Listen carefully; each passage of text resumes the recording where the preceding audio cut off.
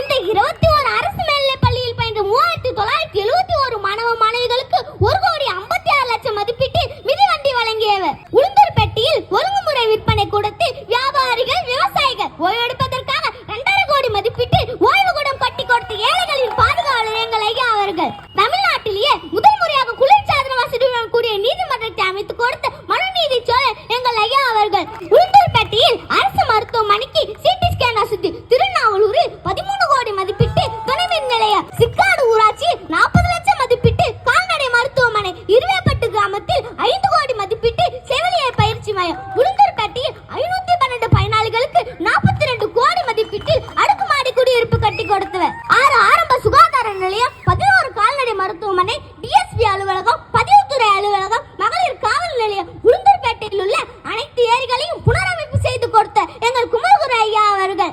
இது மட்டுமா, கள்ளக்குறிச்சியை புதிய மாவட்டமாக உருவாக்கி கொடுத்த எங்கள் குமரகுரு ஐயா அவர்கள். கள்ளக்குறிச்சியில் அரசு மருத்துவக் கல்லூரி, அரசு கலைக்கல்லூரி உருவாக்கப்பட்டதும் நம் கழக ஆட்சியில் தான். மாவட்ட ஆட்சியர் அலுவலகம் கட்டுவதற்கு நிதி ஒதுக்கீடு செய்து அடிக்கல் நாட்டப்பட்டதும் நம் கழக ஆட்சியில் தான். இது போன்ற எத்தனையோ